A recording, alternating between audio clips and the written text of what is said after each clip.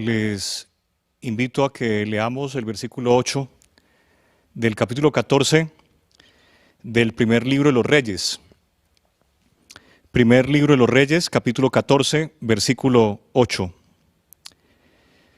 Solo que antes de hacer la lectura, colocaremos nuestros corazones delante de nuestro Señor. Padre nuestro que estás en los cielos, santificado sea tu nombre, venga a nosotros tu reino. Hágase tu voluntad en la tierra como en el cielo. Danos el pan de cada día. Y hoy, Señor, en este día de celebración especial, deseamos que nos des el pan del cielo. Porque no fue Moisés quien dio el pan verdadero, sino fuiste tú, Señor, Padre nuestro. Porque el que come la carne y bebe la sangre del Hijo del Hombre vivirán para siempre, porque su carne es verdadera comida y su sangre es verdadera bebida. Perdona nuestras ofensas, Señor, como nosotros perdonamos a los que nos ofenden. No nos dejes caer en tentación, líbranos del mal, porque tuyo es el reino, tuyo es el poder y tuya es la gloria por los siglos de los siglos. Amén. Y rompí el reino de la casa de David y te lo entregué a ti. Y tú no has sido como David mi siervo, que guardó mis mandamientos y anduvo en pos de mí con todo su corazón, haciendo solamente lo recto delante de mis ojos. Y rompí el reino de la casa de David y te lo entregué a ti. Y tú no has sido como David mi siervo, que guardó mis mandamientos y anduvo en pos de mí con todo su corazón, haciendo solamente lo recto delante de mis ojos. El libro de los Reyes es un libro que inicialmente no estaba escindido como lo tenemos en nuestras versiones castellanas, sino que formaban un todo. El primer libro de los Reyes que nosotros tenemos en nuestra versión, con el segundo libro de los Reyes formaba una única unidad. Y más aún en la versión griega de la Biblia, del texto veterotestamentario, aparecía ensamblado con el primer libro de Samuel y el segundo libro de Samuel. Y esos 4 sectores canónicos se denominaban los reinos. Primer libro de Samuel, segundo libro de Samuel, primer libro de los Reyes y segundo libro de los Reyes. Pero este ambiente canónico, estamos hablando del primer libro de Samuel hasta el segundo libro de los Reyes, se ha sometido a debate importante, especialmente primer libro de los Reyes y segundo libro de los Reyes, por la sincronía y las discrepancias que presenta, sobre todo el tema de la cronología de los reyes. 43 reyes aparecen en ese ambiente de narración. 3 reyes del Reino Unido, Saúl, David, Salomón, y 40 reyes del reino dividido, del reino del norte 20, del reino del sur 20. Esta cronología ha sido puesta a prueba por la historiografía comparada, por los relatos sincrónicos que han surgido o que surgieron en las épocas contemporáneas, y también ha sido discrepada la narración al comparar otra presentación canónica, que es la presentación de Jeremías o la presentación de Nehemías en la forma de las crónicas de los reyes de Israel. Así que este libro de los Reyes, este libro de los reinos, es un libro sometido a mucha discusión por parte de la erudición moderna y contemporánea. Pero el versículo de hoy, además de estar en un ambiente de mucho debate, comporta un problema de corte ético. La eticidad de Dios está comprometida en el versículo 8 del capítulo 14 del primer libro de los Reyes. Y rompí el reino de la casa de David, te lo entregué a ti, y tú no has sido como David mi siervo, que guardó mis mandamientos y anduvo en pos de mí con todo su corazón, haciendo solamente lo recto delante de mis ojos. Se compromete la eticidad de Dios porque este versículo se escribió póstumamente a la vida de David, a la existencia de este gran rey que tuvo Israel y que es referencia de estadistas y que es referencia de dominio y de gobierno y de control político en ciencias políticas judías y actualmente israelíes. Porque este versículo 8 se escribió cerca de 60 años después de la muerte de David. Cerca de 60 años. Pero ese traslado, ese fenómeno escritural se hizo posible a través de Jeremías en la época del cautiverio, en el libro de los Reyes. Y estamos hablando que Jeremías escribió cerca de 400 años después de la muerte de David. Entonces tenemos dos asuntos complejos acá de orden historiográfico. Uno es que la narración inicial pudo haberse escrito 60 años después de la muerte de David y ya la narración formal, canónica, la escribió posiblemente Jeremías más de 300 años después de la muerte de David. Y si son 60 años o son 300 años o 400 años o 500 años, y hoy estamos leyendo 3000 años después de la muerte de David, este versículo, pues entonces nos genera dudas la afirmación que Dios hace en el versículo, porque dice que David guardó los mandamientos de él, anduvo en pos de Dios con todo su corazón, haciendo solamente lo recto delante de sus ojos. Y hay dos crímenes demasiado evidentes que dejan ver que David no corresponde a ese personaje que Dios afirma en el versículo 8 cuando dice Dios que David, mi siervo, guardó mis mandamientos, anduvo en pos de mí con todo su corazón, haciendo solamente lo recto delante de mis ojos. O sea, hay una discrepancia no solamente historiográfica, historiológica, sino también de ética, la eticidad de Dios, la forma como Dios tramita su justicia. Hay un problema con el carácter de Dios, hay un problema con la ontología de Dios. Porque Dios está diciendo de un personaje que cometió adulterio y asesinato, que quebrantó el sexto y el séptimo mandamiento en su orden, que guardó los mandamientos, que solamente hizo lo recto delante de los ojos de Dios. ¿Por qué 60 años Dios utilizó al profeta Ahías para que afirmara, atendiera la sugerencia que Dios le hace y por inspiración dijera que Dios señala a David como un hombre perfecto, sin pecado, un hombre santo, que solamente hizo lo recto delante de los ojos de Dios?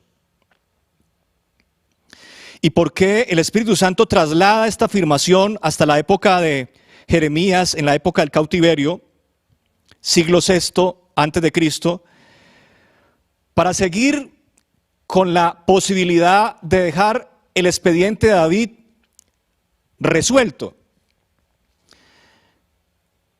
Nosotros debemos aprender a relacionarnos. La ética que el Señor nos propone es una ética altamente kantiana. Immanuel Kant, este filósofo alemán, decía que nuestro comportamiento debe considerarse principio, dogma, sentencia, afirmación moral para el resto del universo. Y Dios maneja una ética altamente kantiana, una ética de experiencia, una ética trascendental, porque Él se muestra como referencia de juicio. Él es código moral. Su actuar, su comportamiento es código moral para todos. Pero ¿cómo es que ahora Dios nos está diciendo que David se portó bien? ¿Cómo es que el juez del universo nos está diciendo que David fue sin pecado, que está justificado en los libros y en las crónicas del cielo, y que su palabra deja también cancelado el expediente? Claro, todos los expedientes de la humanidad están precluidos. En este momento se está desarrollando un juicio en el cielo con la casa de Dios, con los hijos de Dios, incluyendo a David. Así que los expedientes están precluidos. Pero esta afirmación del Eterno, esta afirmación de Jehová, nos hace pensar que debemos revisar otra vez el expediente. Nosotros que juzgaremos a los ángeles, que juzgaremos durante 1000 años en tronos, el Señor nos da la oportunidad de abrir los expedientes, porque los expedientes que tenemos en el registro canónico son los mismos expedientes que aparecen en los anales del cielo y de la eternidad.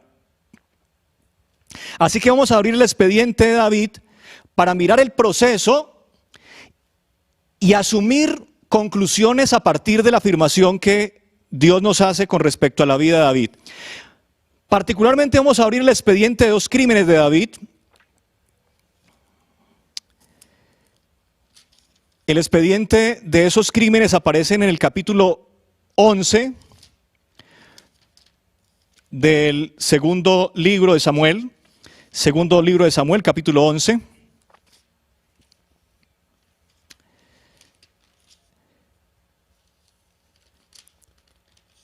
Y termina el expediente de esos 2 crímenes. Esas carpetas, esos archivos quedan sellados en el versículo 8 del capítulo 14 del primer libro de los Reyes.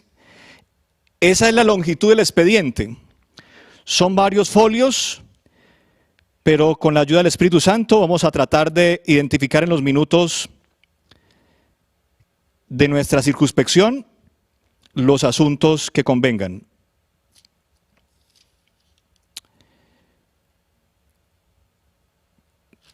Capítulo 12. Jehová envió a Natán a David, y viniendo a él le dijo: había 2 hombres en una ciudad, el uno era rico y el otro era pobre. El rico tenía numerosas ovejas y vacas, pero el pobre no tenía más que una sola corderita, que él había comprado y criado, y que había crecido con él y con sus hijos juntamente, comiendo de su bocado y bebiendo de su vaso, y durmiendo en su seno, y la tenía como una hija.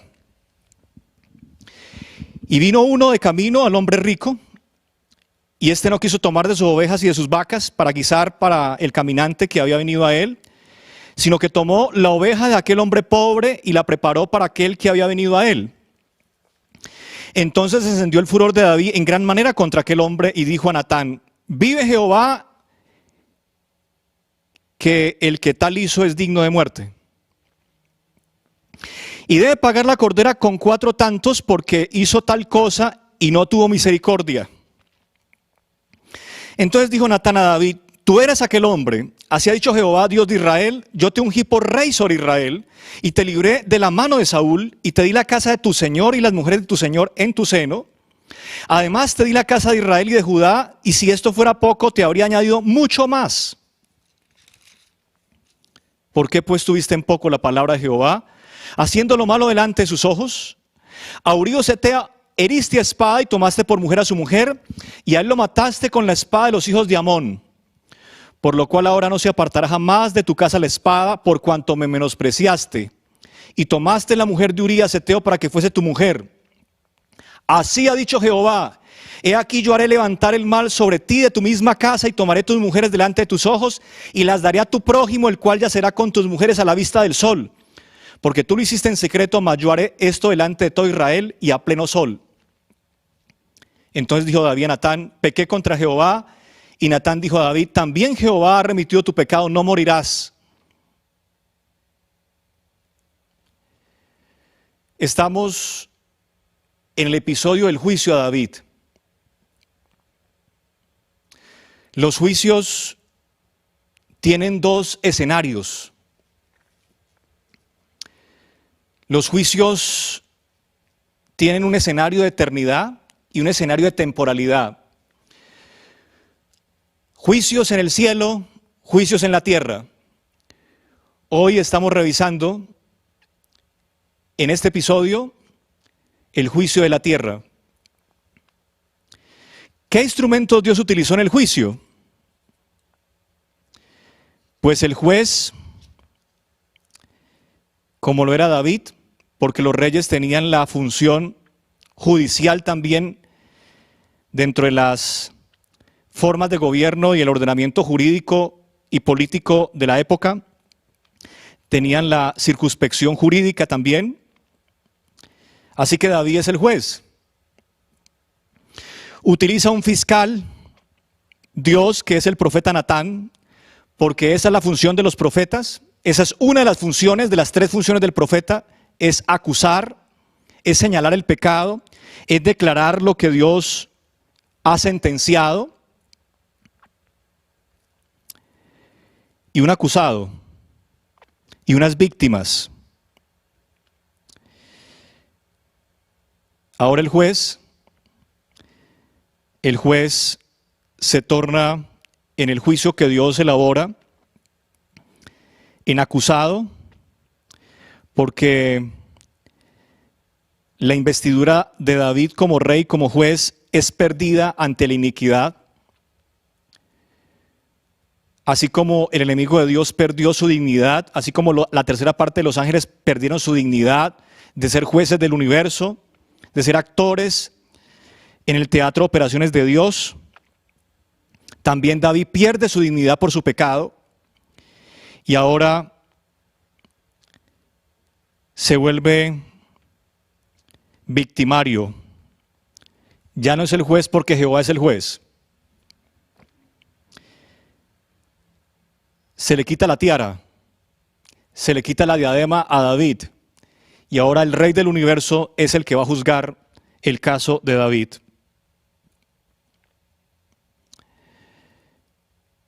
¿Y por qué Dios hace eso? Porque se encendió el furor de David en gran manera contra aquel hombre y dijo a Natán, vive Jehová que el que tal hizo es digno de muerte. No solamente por el crimen, no solamente por el horror que causó, sino porque su pecado daba evidencia de que estaba incapacitado para ejecutar juicio. Porque el pecado nos obnubila. El pecado hace que uno se olvide de la ley. David, que la debió estudiar en la mañana y en la tarde. David, que debió hacer una copia a mano para sí mismo de la ley, estaba desbordando la ley. Porque cada vez que estamos en pecado, nosotros desbordamos la ley. Nosotros le hacemos a la ley. Nosotros exageramos la ley. 10 mandamientos los convertimos en 613. 613 los convertimos en 1.432.225. Ese era el número de mandamientos que había en la época de Jesucristo en el Talmud, en la Misná, en las Gemaras, en las Midrash. Siempre que estamos en pecado, exageramos la ley. Bien lo dijo Tácito, aquel historiador romano. Cuando un pueblo es demasiado corrupto, tiene muchas leyes. Entre más corrupto es el pueblo, más leyes tiene. Y entre más corrupto es el príncipe, más leyes impone. Y entre más ingenuo, ignorante y pecador es el pueblo, más leyes quiere. Entonces encendió el furor de David en gran manera contra aquel hombre y exageró diciendo, vive Jehová que el que tal hizo es digno de muerte. Quien se robaba una cordera en la época de la teocracia, en la época de David, desde Moisés en adelante, así lo dice la Torá, solo debía pagar 4 veces. Pero David está exagerando en la sentencia y está diciendo que debe morir. Así nos pasa, nosotros somos especialistas en santificarnos tirando piedra. Nos santificamos tirando piedra. Cuando alguien está exagerando la ley, cuando alguien no tiene misericordia frente al pecador, cuando hay que tener misericordia, cuando alguien no aplica la justicia, cuando hay que aplicar la justicia, esa persona es digna de acusación.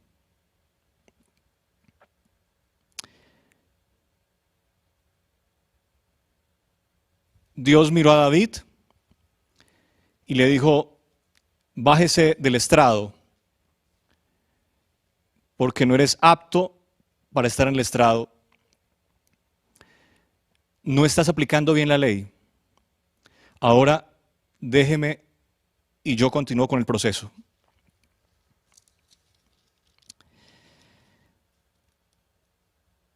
Y entonces Dios utiliza los principios que la justicia transicional en algunos países como el nuestro ha utilizado, la justicia excepcional, pero que son códigos en todas las formas de jurisprudencia, que son verdad, justicia, reparación y no repetición. Algunos ordenamientos jurídicos como el romano,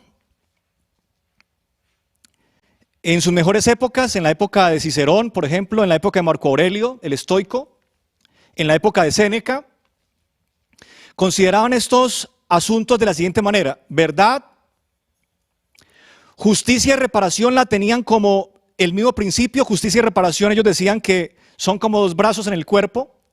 Justicia y reparación es lo mismo, justicia y reparación es exactamente lo mismo para ellos. Y finalmente hablaban de no repetición. Lo mismo en la época de Pericles, de las formas iniciales de democracia griega, aparecen estos 3 conceptos que hoy son muy dinamizados en los ordenamientos jurídicos contemporáneos. Verdad. Tú eres aquel hombre, verdad. Tú eres aquel hombre. Yo te ungí por rey sobre Israel y libré de la mano de Saúl y te di la casa de tu señor y las mujeres de tu señor en tu seno. Además te di la casa de Israel y de Judá, y si esto fuera poco te habría añadido mucho más. Verdad. Entre más poder tengo, entre más información tengo, más responsabilidad tengo. El no conocimiento de la norma no me exonera del castigo cuando infrinjo la norma, pero es un atenuante. No evita el castigo, pero es un atenuante. Pero cuando yo conozco la norma, cuando yo tengo influencia, cuando yo he sido privilegiado por Dios, entonces se vuelve la norma un agravante. La norma se agrava en la medida en que yo conozco la verdad, en que yo conozco el bien. Y no solamente que conozco el bien en teoría, sino que he experimentado el favor de Jehová. Por eso el apóstol Pablo dice: hijos, obedeced al Señor como hijos amados. Los hijos amados de Dios no tienen el derecho de portarse mal. Algunos dicen que los líderes tienen el derecho de equivocarse. Pero la Biblia nos enseña que los líderes tienen el derecho a equivocarse, pero los líderes amados por Dios tienen el deber a no equivocarse. Tenemos el derecho a equivocarnos, pero tenemos el deber, cuando hemos sido amados por Dios, a no equivocarnos. Se agrava más el delito. Por lo tanto, sentencia, justicia. Por lo tanto, no se apartará jamás de tu casa la espada, por cuanto me menospreciaste. Y tomaste la mujer de Urías Eteo para que fuese tu mujer. Cuando nosotros pecamos, cuando nosotros nos equivocamos, cuando alguien comete un delito, no solamente comete un delito en la tierra. Las sociedades actuales tienen iglesias y cárceles. Más iglesias que cárceles, porque una forma de control social es la existencia de los templos. Los templos son sociológicamente tan importantes como las iglesias para el control social. Pero esa experiencia de estrategia sociopolítica que tenemos en la actualidad nos deja ver una experiencia que es decididamente muy real. Y es que el cielo también es un escenario de juicio. Y cuando yo me equivoco en la tierra, no solamente necesito estar en una cárcel, sino que necesito estar en un templo. Porque cuando yo me equivoco, entonces debo ser juzgado y castigado por la justicia ordinaria, por la justicia terrenal, pero también debo ser castigado, juzgado por la justicia celestial. Porque cometemos delitos con los hombres y con Dios, con el tiempo y con la eternidad. ¿Qué hizo David?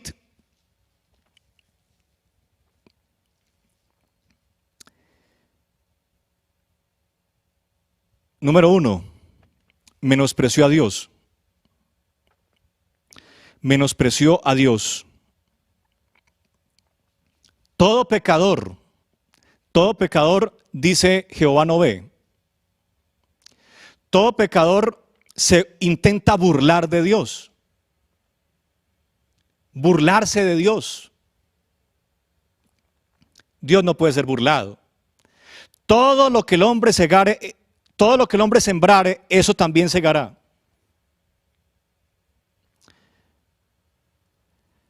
Cuando pecamos, nos decimos a nosotros mismos que somos o más sabios que Dios, o por lo menos queremos ser igual a Dios. Le queremos modificar su ley, le queremos modificar sus mandamientos. Queremos explicar e interpretar su voluntad.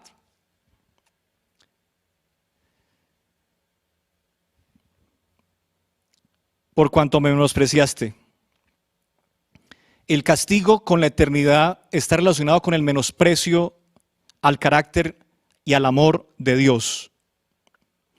Tomaste la mujer de Urías Eteo para que fuese tu mujer. El crimen contra una mujer, porque todo aquel que utiliza el poder, que utiliza la influencia para cometer delitos con los débiles, comete delitos con la eternidad. Crimen contra una mujer. Porque las mujeres generalmente son engañadas. Porque en cuestión de amor, las mujeres fácilmente se engañan. Las mujeres son difíciles de engañar, pero en temas de amor, las mujeres son capaces de identificar cualquier mentira, pero les es casi imposible identificar esta: te amo. Engañó a una mujer. Engañó a una mujer. Sentencia, justicia y reparación.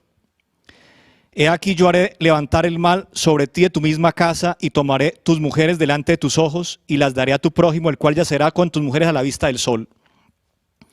Porque tú lo hiciste en secreto, mas yo haré esto delante de todo Israel y a pleno sol.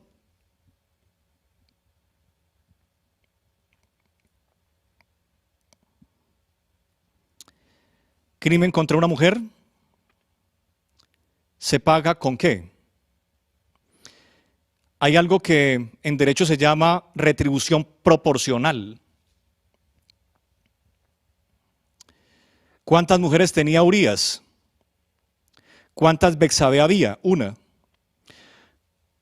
Una única mujer, Betsabé. ¿Cuántas mujeres tenía David? Tenía 11.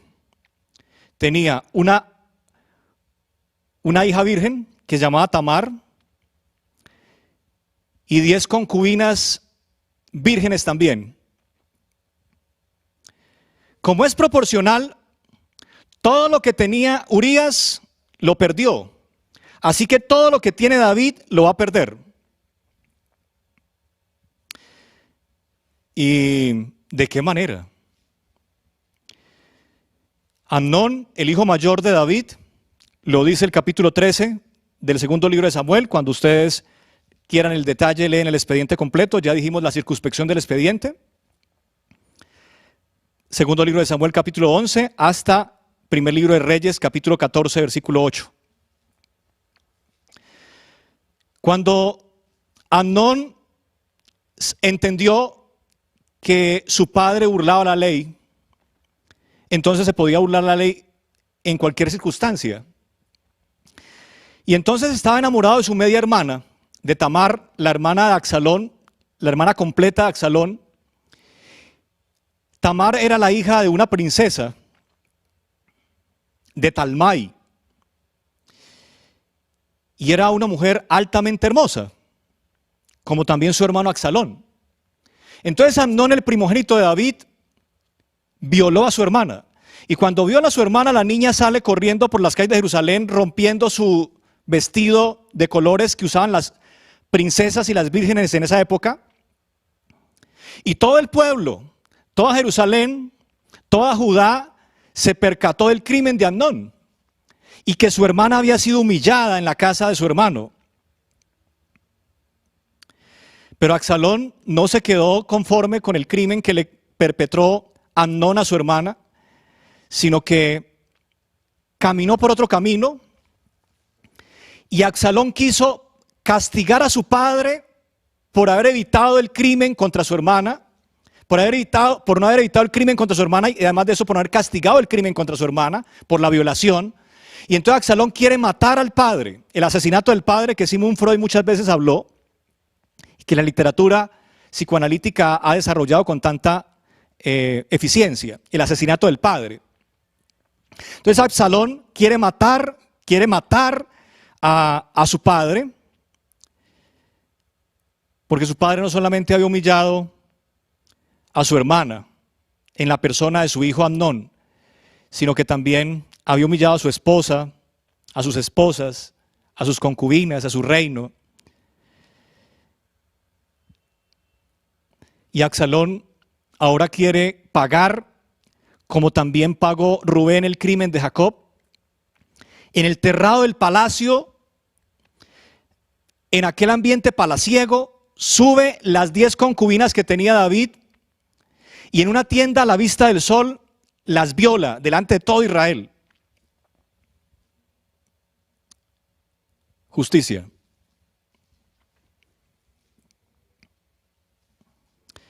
Porque tú lo hiciste en secreto, mas yo haré esto delante de todo Israel y a pleno sol.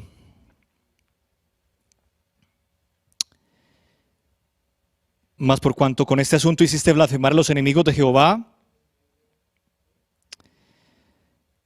segundo crimen. Cuando David se acostó con la mujer del prójimo, menospreció a Jehová. Pero cuando David asesinó a Urías de la manera como lo asesinó, entonces hizo blasfemar el nombre de Jehová ante los enemigos de Jehová. Crimen en el cielo, crimen en la tierra. Verdad, ahora sentencia. El hijo que te ha nacido ciertamente morirá.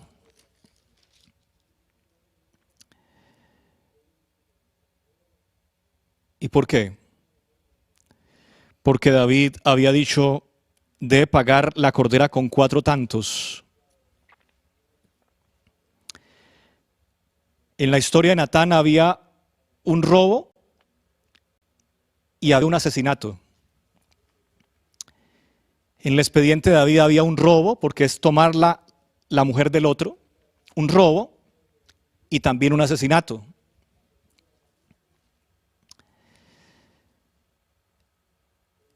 Y David sentenció para los dos crímenes de una sola manera: matar al agresor y compensar, o sea, reparar. Justicia, matar. Reparación, compensar. ¿Cómo se compensa la sangre de un hombre? Ojo por ojo y diente por diente. Mano por mano. Vida por vida. Pero David dijo 4. Y ahí fue su error. Allí fue su error. Porque con la vara que medimos seremos medidos, y con el juicio con que juzgamos seremos juzgados. Cambió, se remoduló el expediente de David, y ahora 4. Y Dios dice lo siguiente: por cuanto hiciste blasfemar mi nombre ante mis enemigos, y además de eso mataste a Urías, entonces, número 1, el niño del pecado, el niño del engaño ciertamente morirá, número 1. Pero David había dicho 4. Y entonces usted sigue leyendo, y luego viene Amnón, que es asesinado por Absalón, número 2. Luego viene Absalón, que es asesinado por Joab, uno del ejército de David, el general del ejército de David. 3. David murió. Y el cuarto hijo de David, para completar la sentencia y el juicio, para reparar el cuarto hijo que murió, fue Adonías, que lo mató su propio hermano Salomón. David dijo 4, y el ángel anotador escribió en el cielo por la eternidad 4. Justicia y reparación. Ojo con ojo, diente por diente, mujer por mujer, vida por vida.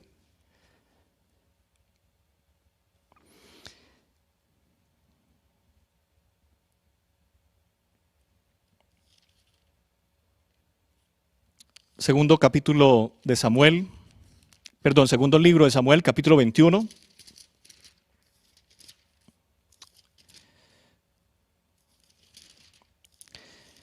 Y vamos a tratar de comparar en la preclusión de este desarrollo. Vamos a comparar el capítulo 21 del segundo libro de Samuel, del segundo libro, sí, de Samuel, segundo libro de Samuel, capítulo 21, con el capítulo 11 del segundo libro de Samuel. Segundo libro de Samuel, capítulo 11 frente al capítulo 21.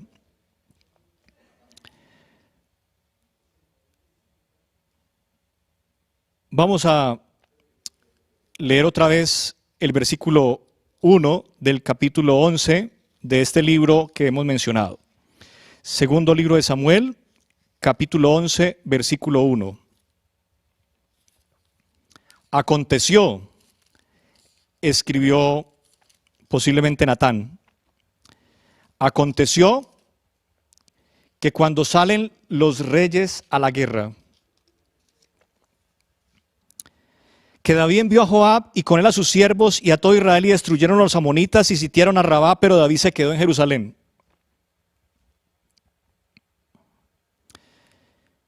Aconteció al año siguiente, en el tiempo que salen los reyes a la guerra, que David envió a Joab y con él a sus siervos y todo Israel, y destruyeron a los amonitas y sitiaron a Rabá, pero David se quedó en Jerusalén. ¿Cuándo empezó el crimen de David? Cuando mandó a llamar a Betsabé. No. Cuando David decidió quedarse en Jerusalén. Los moabitas tenían reyes, y esas naciones eran naciones basadas en la materialidad.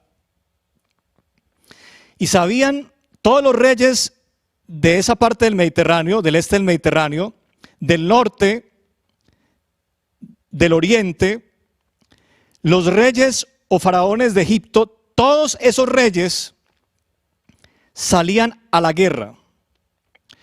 Todos los paganos, y permítanme la cursiva acá, todos los reyes paganos salían a la guerra.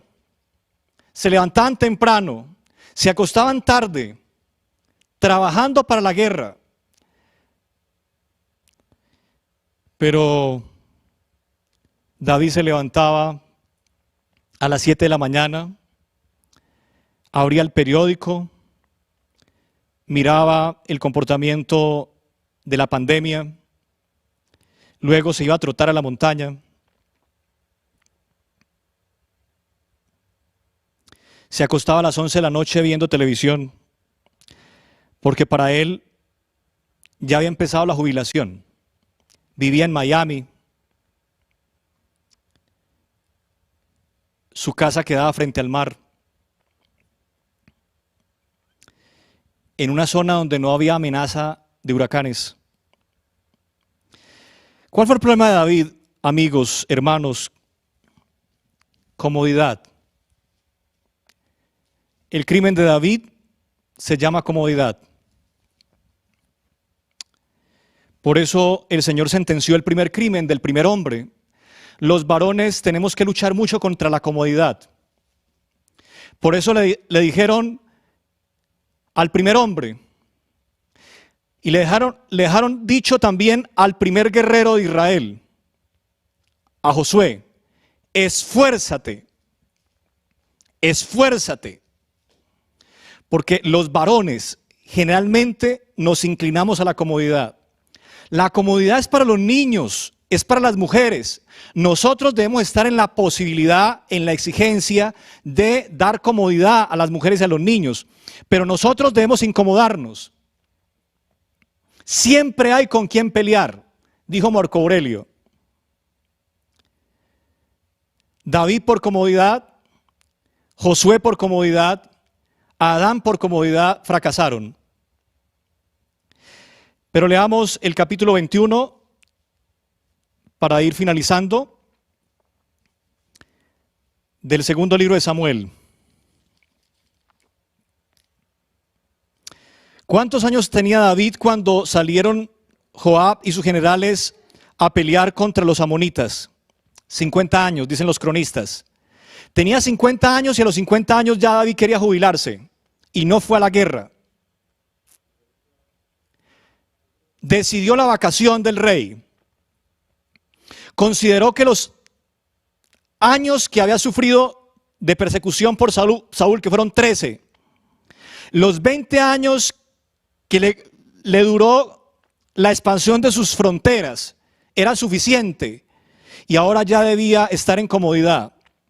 Tenía 50 años David cuando miró por la ventana a una mujer desnuda, cuando prendió el televisor a las 10 de la mañana. Lo que voy a leer, los cronistas afirman que se escribió cuando David tenía 68 años de vida. David duró hasta los 70. Versículo 15. Volvieron los filisteos a hacer la guerra a Israel y descendió David y sus siervos con él y pelearon contra los filisteos y David se cansó. Cuando tenía David 50 años se quedó en Jerusalén de vacaciones. Cuando tenía 68 años volvieron los filisteos a hacer la guerra a Israel y descendió David y sus siervos con él. Y pelearon con los filisteos y David se cansó. ¿Qué pasó? ¿Qué le pasó a David? Porque cuando tenía 50 años se quedó de vacaciones en Miami. Doble jubilación.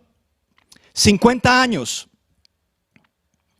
Pero cuando tenía 68 años fue a un país subdesarrollado a pelear. ¿Por qué? ¿Saben por qué? Porque la comodidad factura carísimo. La comodidad le violó a una hija. La comodidad le violó 10 mujeres. Y la comodidad le mató 4 hijos. La comodidad. La comodidad cobra muy alto. Entonces, cuando tenía 68 años David, cuando tenía sus huesos entumecidos, cuando no era capaz de subirse al caballo, cuando no podía manejar la espada que aprendió a manejar, cuando tenía 17 y le cortó la cabeza a un gigante. David entendió que los gigantes seguirían, que siempre hay con quien pelear, que no estamos de vacaciones en la tierra. La vacación la tendremos en los 1000 años, pero mientras duremos en el cuerpo estamos en guerra. Hay que pelear.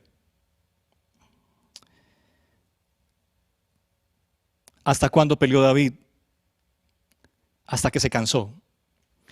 Porque aprendió también de otro guerrero que llevó la cruz hasta donde pudo.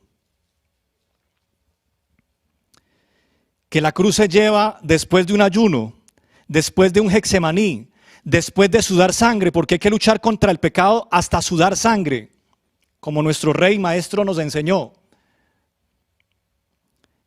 Llevar la cruz después de 2 flagelaciones, desangrarse, tener anemia y caer en el camino para que Simón la levante, es hasta que nos cansemos. Hasta que nos cansemos. No hay que pelear, sino hasta que nos cansemos, hasta que nuestra humanidad no dé más. Hasta allí hay que orar, hasta allí hay que insistir. No te soltaré hasta que tú me bendigas.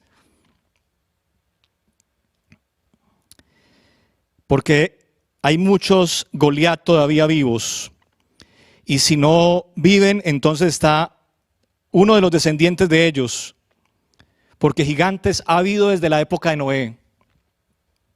Esbibenob, uno de los descendientes de los gigantes, cuya lanza pesaba 300 ciclos de bronce, y quien estaba ceñido con una espada nueva, trató de matar a David. A un anciano, un joven que tenía una espada nueva. David, que tenía una espada oxidada, que estaba cansado por los años, por la depresión del pecado, que está enmohecido su corazón.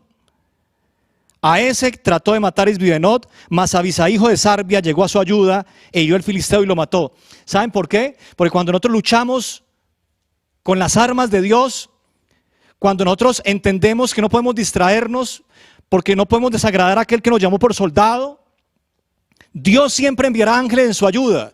Dios enviará a Gabriel para que coloque el cáliz en otras manos. Dios enviará a Simón de Sirene. Dios enviará a Abisai, pero tenemos que los varones luchar. Esa es nuestra responsabilidad, luchar hasta morir, luchar hasta sangrar.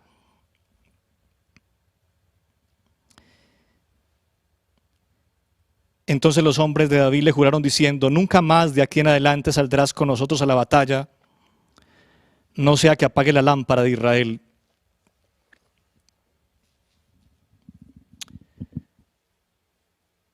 Estamos en verdad, la verdad que es adulterio, asesinato.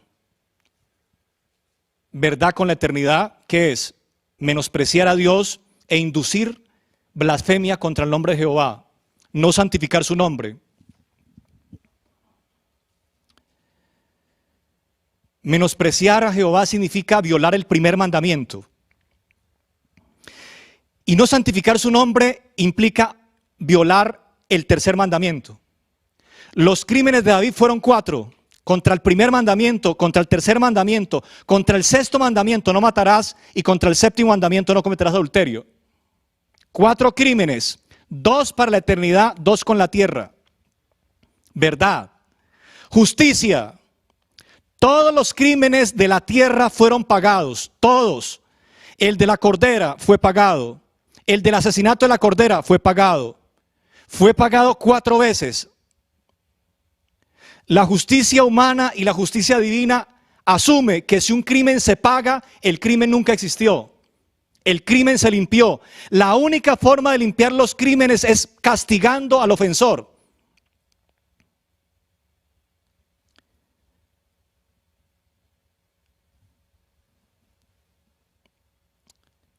Pero no repitió. David no repitió. Porque el crimen que le produjo 4 crímenes, el crimen que le quitó su autoridad como rey, como juez, el crimen que le violó a 11 mujeres, el crimen que le mató a 4 hijos se llamó comodidad, y David no lo volvió a repetir. Cuando tenía 50 años se quedó en la comodidad. Cuando tenía 68, el anciano David de 68 años, el anciano rey quiso morir como un guerrero debe morir, sangrando, sangrando por la espada del enemigo. No repetición, verdad, justicia y reparación, y no repetición. Y los crímenes con la eternidad. Nosotros tenemos una mala teología, una mala soteriología, una mala ética cristiana, una mala filosofía moral judía. Es que nosotros pensamos que la cruz nos sirve para todo. La cruz no sirve para todo. La cruz sirve para los crímenes con la eternidad. Pero los crímenes que cometemos en el cuerpo tenemos que pagarlos acá, en la tierra. Los tenemos que pagar con los hombres. Bueno, hay un caso en el que no se pagan los crímenes con los hombres. ¿Saben cuál es? En sus casas lean toda la epístola de Romanos, toda la epístola de Hebreos. Hay un caso donde los crímenes contra los hombres no los paga el hombre, no los paga el criminal, no los paga el victimario, no los paga. ¿Saben cuáles son esos casos? Cuando Dios no considera a ese criminal un hijo suyo. Cuando ese criminal, cuando ese victimario es un bastardo, así lo llama la Biblia. Cuando ese ser no es hijo de Dios, Dios no lo castiga. Porque Dios al que ama castiga como el padre al hijo a quien quiere. Cuando nosotros cometemos delitos, cometemos infamias, seguimos en el pecado por años, por decenas de años, y no pasa nada, temblemos porque estamos perdidos eternamente. Estamos perdidos para la eternidad. Nuestro caso ya está cerrado para la eternidad. Pero cuando Dios nos castiga, está interesado en nuestra salvación. Jehová ha remitido su pecado, no morirás. Cuando el no morirás tiene implicaciones para la eternidad, entonces Dios nos castiga, porque Dios al que ama castiga, como el Padre al Hijo a quien quiere. Entonces, ¿para qué sirve la cruz, amigos? Para el primero y el tercer mandamiento.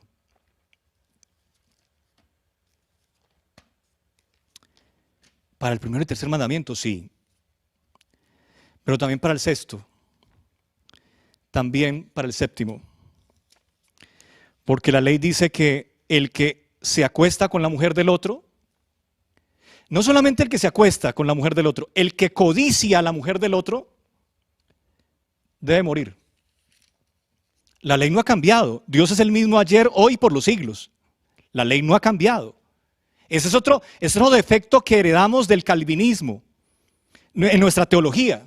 Como que la ley cambió, como que el Antiguo Testamento ya no es, como que no hay que matar al asesino, como que no hay que matar al adúltero. No, la ley sigue. Cuando le trajeron a una mujer a Jesús para ser apedreada, Jesús dijo: mátenla, asesínenla, apedréenla, porque la ley dice eso y yo fui el que dicté la ley. No se la inventó Moisés. Moisés fue el medio a través del cual llegó la ley. Pero la ley de Dios es perfecta. La suma de sus palabras es la verdad. La ley no ha cambiado. Entonces David debía morir. ¿Por qué? Debía morir en la tierra como rey de Israel. Debía morir por dos crímenes contra la tierra, contra los hombres, contra una mujer y contra un hombre, contra su esposo. ¿Por qué debía morir David? David debía morir por el adulterio y por el asesinato. Doble sentencia: asesinato y adulterio. Pero ¿por qué David no murió? ¿Por qué David no murió? Porque se le prometió remisión. San Juan 19:19. ¿Por qué David no murió a pesar de que menospreció a Jehová? El crimen de la eternidad es menospreciar a Jehová, subestimar su reino, creerse más sabio que Dios y en últimas negar su existencia, negar su carácter. El crimen del archienemigo de Dios, del asesino desde el comienzo, del engañador que cuando habla de sí, porque es mentiroso y padre de mentira. Y cuando habla, transgrede el tercer mandamiento. Crimen contra la eternidad, doble. Crimen contra la tierra, doble. Entonces dice San Juan 19:19, escribió Pilato un título que puso sobre la cruz, el cual decía: Jesús Nazareno, Rey de los judíos. Es que ese título que debía estar escrito en arameo, en griego y en latín debía decir David, Rey de los judíos. David Nazareno, Rey de los judíos.